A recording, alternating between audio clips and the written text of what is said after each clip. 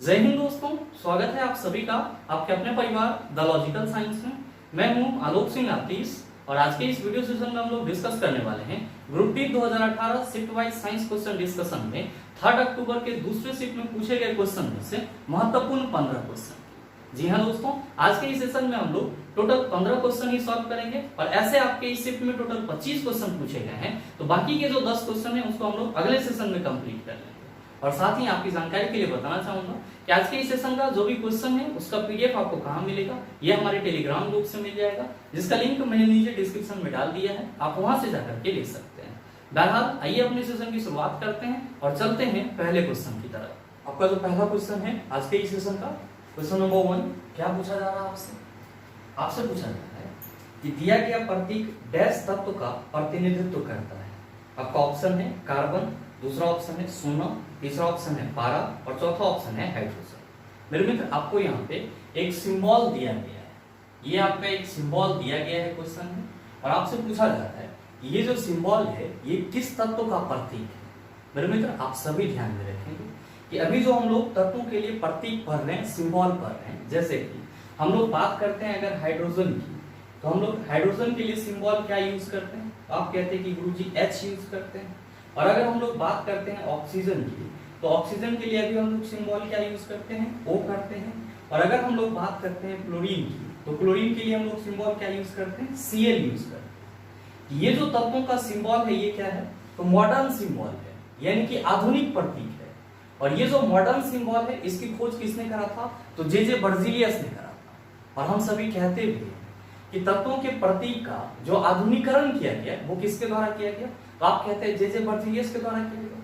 लेकिन उससे पहले जो तत्वों के लिए सिंबल यूज किया जाता था वो आपका कुछ इसी तरह से होता था, जिसको हम लोग क्या कहते हैं, पिक्टोग्राफ कहते हैं। क्या कहते हैं, पिक्टोग्राफ कहते हैं। मेरे मित्र ध्यान देंगे कि जो पिक्टोग्राफ के रूप में तत्वों का सिंबल रिप्रेजेंट किया जाता था वो एल्केमिस्ट और डाल्टन दोनों के द्वारा किया जाता था। और यहाँ पे जो आपको ये सिंबल दिया गया है ये किसका पिक्टोग्राफ है, आप सभी ध्यान में रखेंगे, ये डाल्टन का पिक्टोग्राफ है। और आप सभी ध्यान में रखिएगा कि डाल्टन ने इस तरह के सिंबल को क्या बोला, उन्होंने इस तरह के सिंबल को हाइड्रोजन नाम दिया था। यानी कि डाल्टन अपने समय में हाइड्रोजन के लिए सिंबल H न लिख करके क्या यूज करता था, तो ये वाला सिंबल यूज करता था। आप कहेंगे कि गुरुजी हमारे ऑप्शन में तो कार्बन भी दिया हुआ है, ये बताओ कि डाल्टन पिक्टोग्राफ में कार्बन को कैसे सिंबल के रूप में रिप्रेजेंट करता था। तो मेरे मित्र, आप सभी ध्यान में रखेंगे कि डाल्टन जो है वो पिक्टोग्राफ के रूप में कार्बन को कुछ इस तरह से रिप्रेजेंट करता था, और इसका जो अंदर वाला भाग होता था उसको वो क्या कर देता था, तो ब्लैक कलर या ग्रे कलर से कलर कर देता था, और ये क्या हो जाता था, तो सर कार्बन के लिए सिंबल हो जाता। आप कहेंगे कि गुरुजी हमारे ऑप्शन में तो सोना भी दिया हुआ, तो क्या डाल्टन ने गोल्ड के लिए भी पिक्टोग्राफ रखा था, बिल्कुल रखा था। और आप सभी ध्यान में रखेंगे कि डाल्टन के पिक्टोग्राफ के अकॉर्डिंग गोल्ड का क्या सिंबल होता है, तो बड़ा ही सिंपल है, बस एक सर्कल बनाना है और इसमें इस तरह से कुछ डॉटेड स्ट्रक्चर बना देना है और बीच में लिख देना है G। ये क्या हो गया, तो सर गोल्ड के लिए सिंबल हो गया। आप कहेंगे कि गुरुजी हमारे ऑप्शन में तो पारा भी दिया हुआ, तो क्या डाल्टन ने मरकरी के लिए भी कोई पिक्टोग्राफ रखा था, बिल्कुल रखा था। और आप सभी ध्यान में रखेंगे कि मरकरी के लिए जो डाल्टन का पिक्टोग्राफ था वो कुछ आपका इस तरह से, उन्होंने एक सर्कल बनाया और यहाँ पे डॉटेड संरचना ना दे करके क्या करा उन्होंने, तो सर्कल जैसी छोटी छोटी संरचना इसके पूरे साइड में इस तरह से रिप्रेजेंट कर दिया।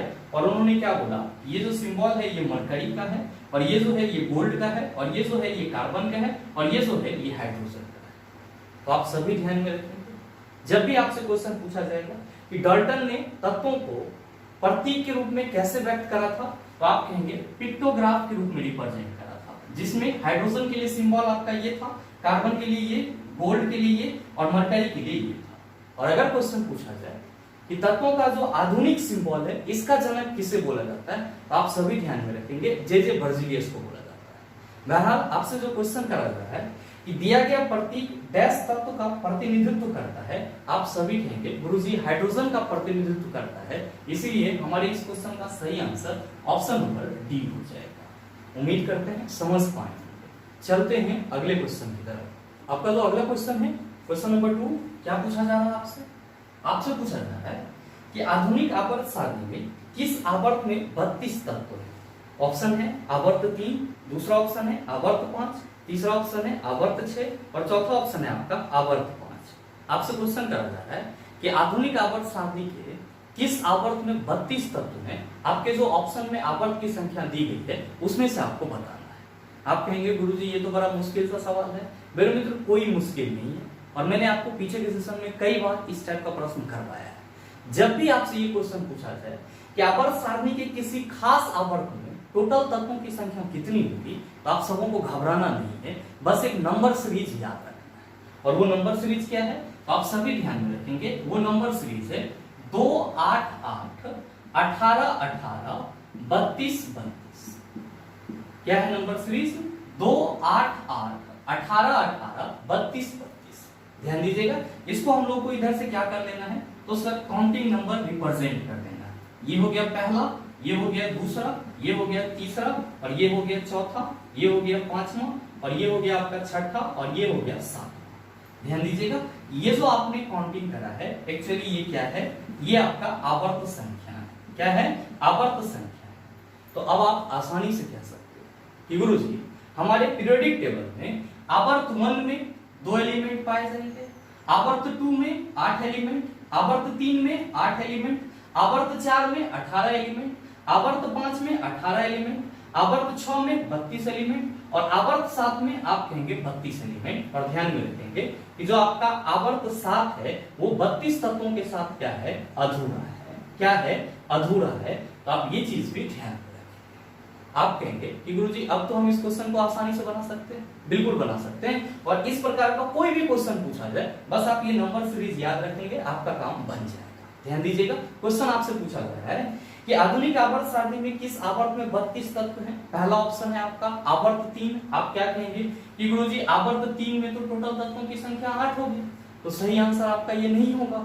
आपका दूसरा ऑप्शन है आवर्त 5। आप क्या कहेंगे कि गुरुजी आवर्त 5 में तो तत्वों की संख्या 18 होगी, तो सही आंसर हमारा ये भी नहीं होगा।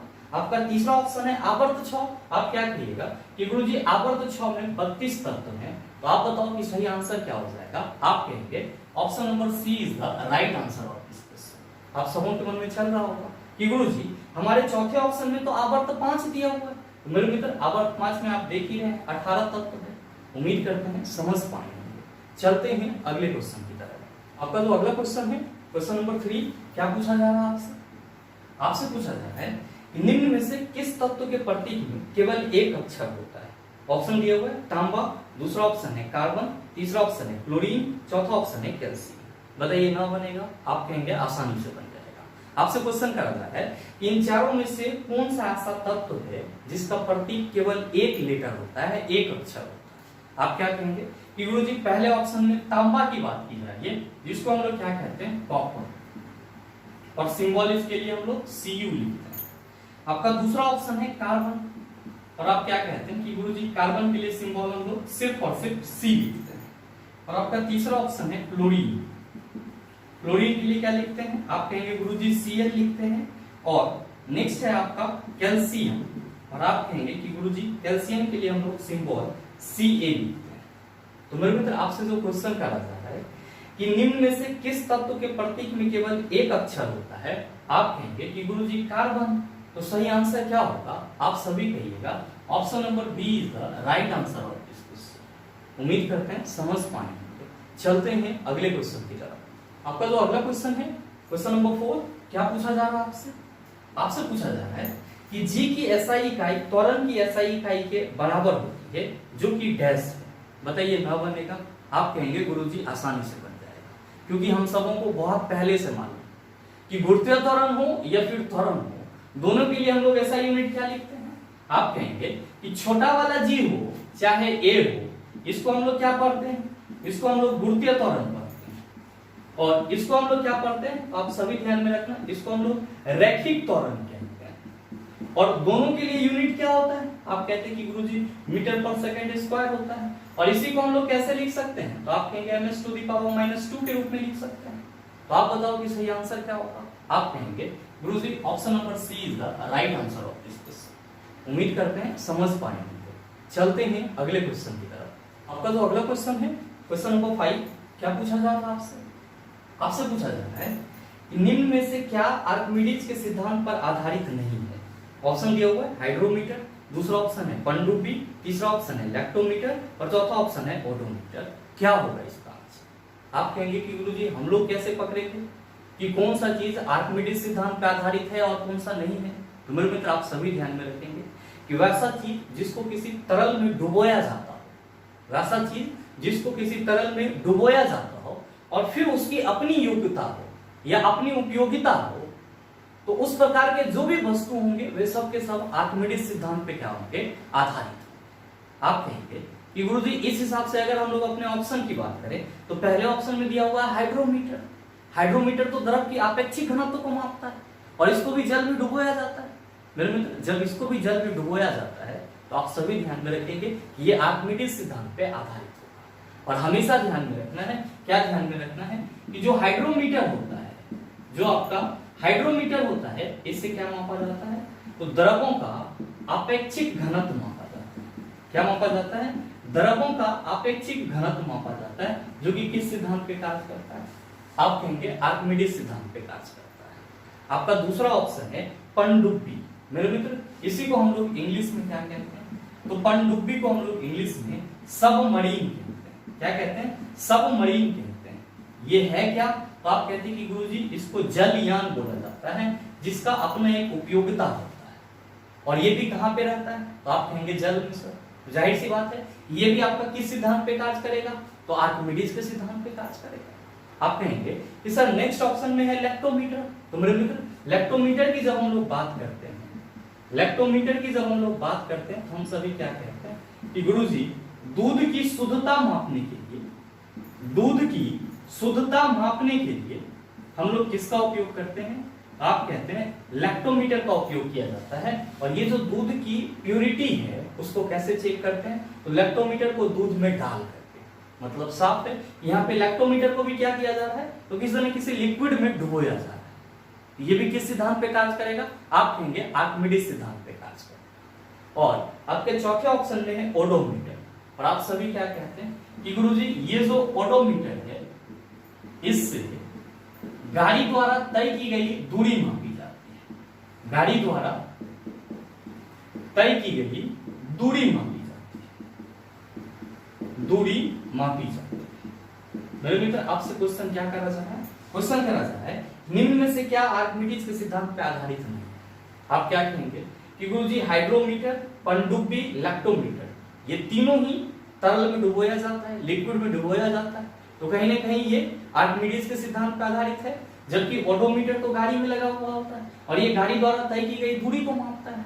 ये आर्किमिडीज सिद्धांत पर आधारित नहीं है। तो सही आंसर आप सभी कहेंगे sir option number D is the right answer of this question. उम्मीद करते हैं समझ पाएंगे। चलते हैं अगले क्वेश्चन की तरफ। आपका जो अगला क्वेश्चन है क्वेश्चन नंबर 6 क्या पूछा जा रहा है आपसे? आपसे पूछा जा रहा है कि 5 ओम प्रतिरोध वाली तार को दोगुना कर दिया जाता है, तार के नए प्रतिरोध की गणना कीजिए। ऑप्शन दिया हुआ है 1.25 ओम, दूसरा ऑप्शन है 1.5 ओम, तीसरा ऑप्शन है 1.00 ओम और चौथा ऑप्शन है 2.25 ओम। क्या होगा इसका आंसर? मेरे मित्र आपके इस पूरे शिफ्ट में सिर्फ और सिर्फ यही एक क्वेश्चन है जो बनाने लायक है और आप सभी इस प्रकार के क्वेश्चन को देख करके अटक जाते हैं ये सॉल्व कैसे होगा। ऑब्वियसली जब आप इसका डिटेल प्रोसीजर करेंगे तो थोड़ा सा टाइम लगेगा, लेकिन एग्जाम हॉल में अगर आपका टाइम किल हो जाएगा तो वो आपके फेवर में नहीं होगा। आप कहेंगे गुरुजी तब ये सॉल्व कैसे होगा? मेरे मित्र आसानी से हो जाएगा। बस आपको यहाँ पे एक छोटा सा बात ध्यान में रखना होगा और वो छोटा सा बात क्या है? तो आप सभी स्टार मार्क दे करके लिख लीजिएगा। जब भी आपके क्वेश्चन में कुछ इस तरह से है कि डैश ओम के प्रतिरोध वाले तार को दोगुना किया जाता है या फिर डैश ओम प्रतिरोध वाले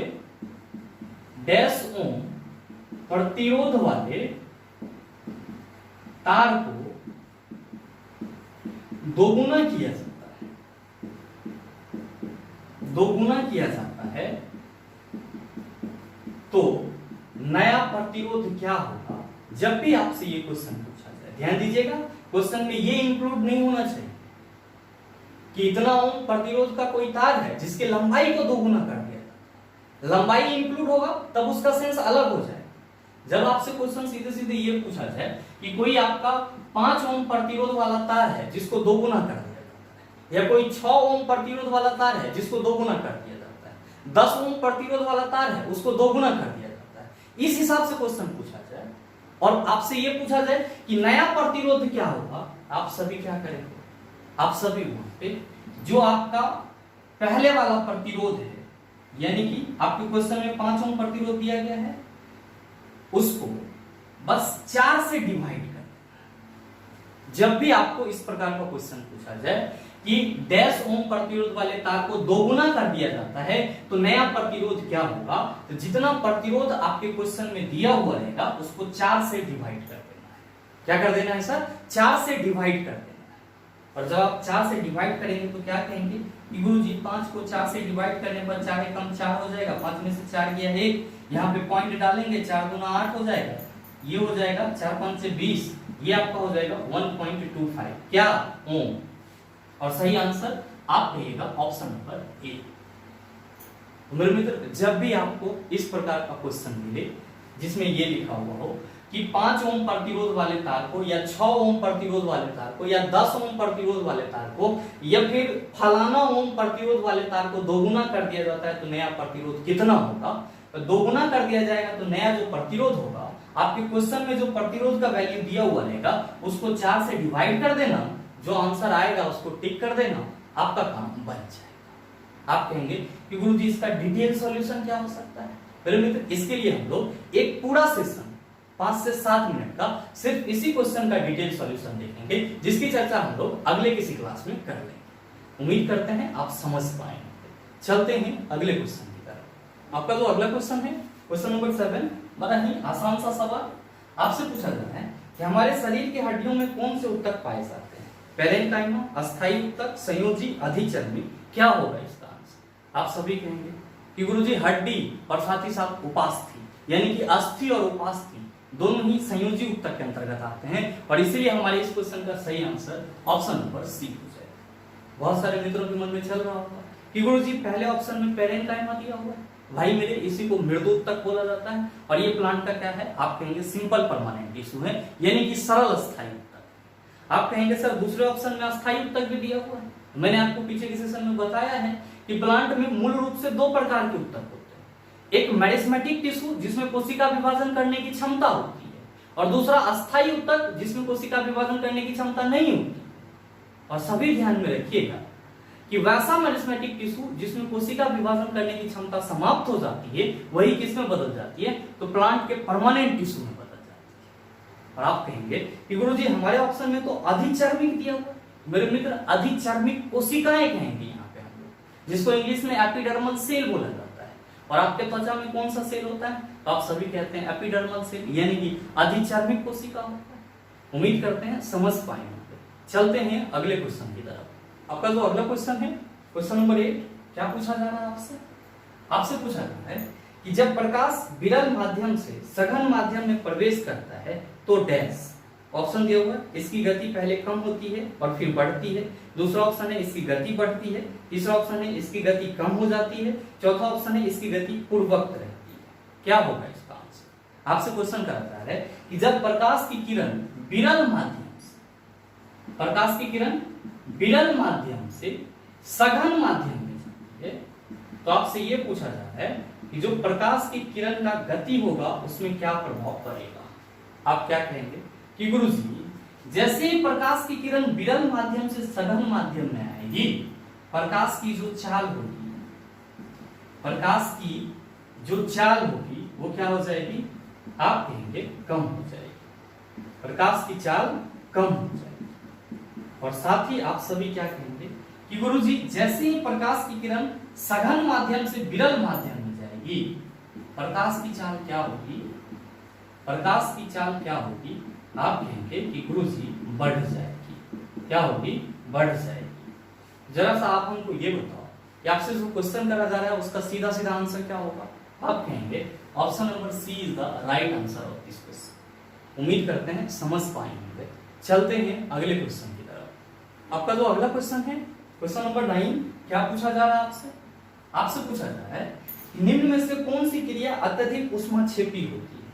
ऑप्शन दिया हुआ है ब्लीचिंग पाउडर का जल में घुलना, दूसरा ऑप्शन है धवन सोडा का जल में घुलना, तीसरा ऑप्शन है कॉपर सल्फेट का जल में घुलना, चौथा ऑप्शन है सल्फ्यूरिक अम्ल का जल में घुलना।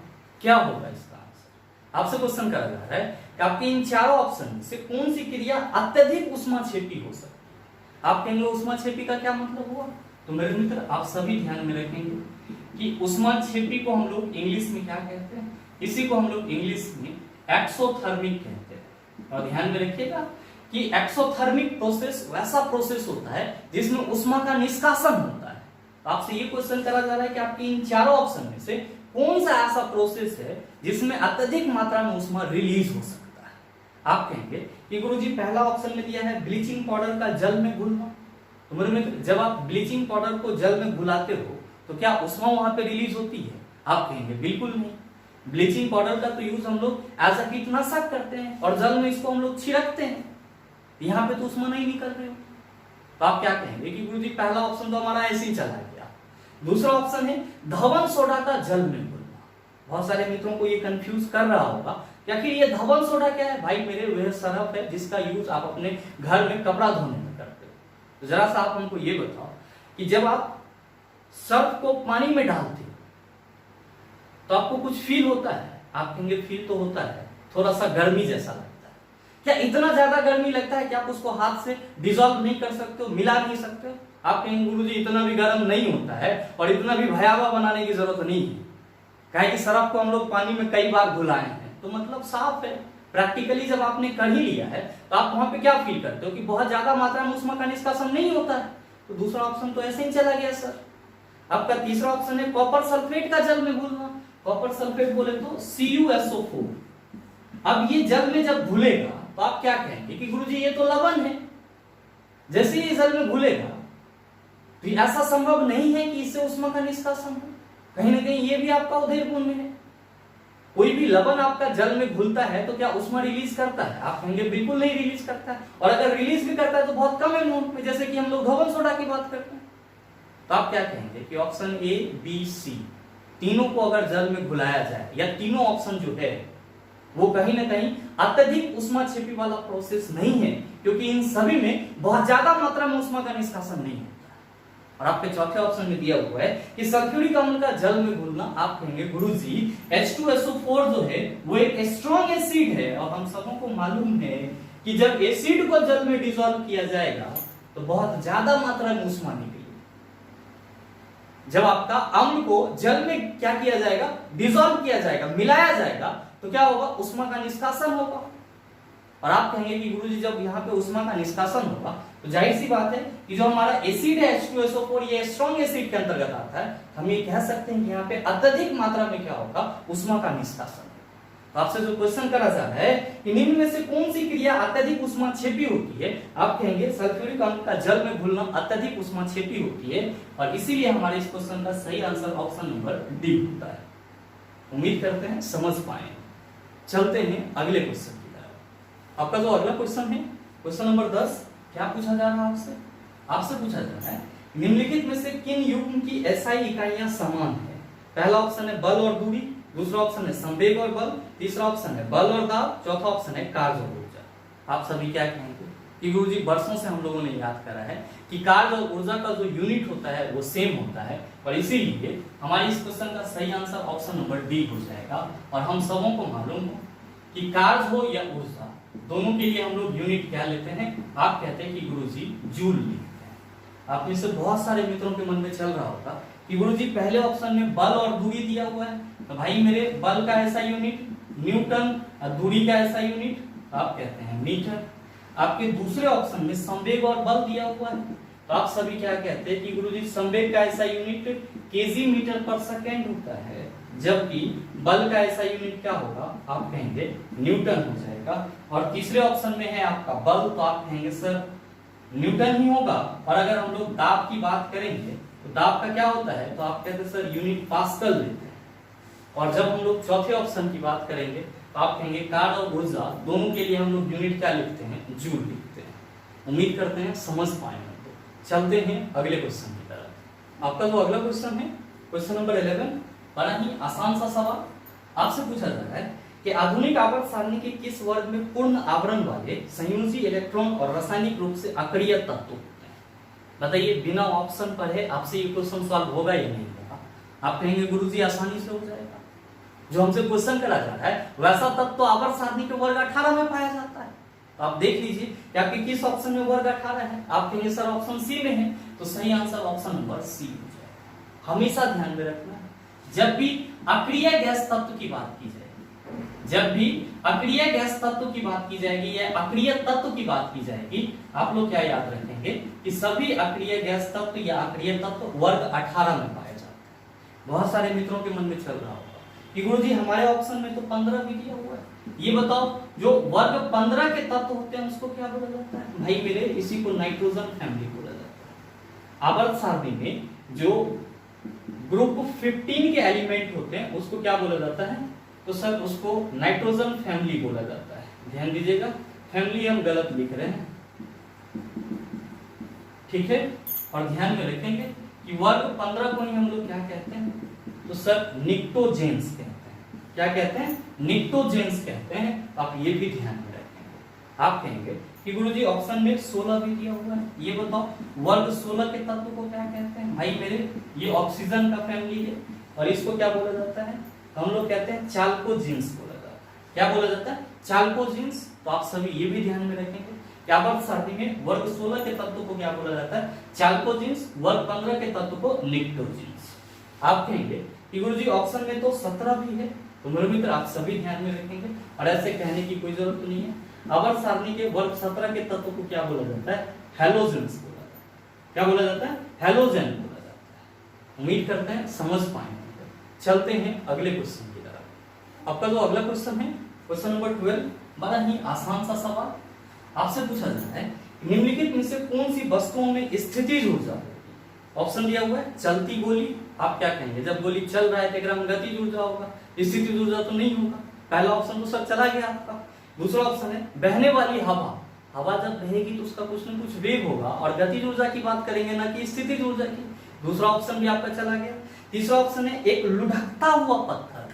अगर कोई पत्थर ढलान से लुढ़क रहा है तो उसमें भी गति होगा और किसकी बात करेंगे? आप कहेंगे गतिज ऊर्जा की। और आपका चौथा ऑप्शन है उठाया हुआ हथौड़ा।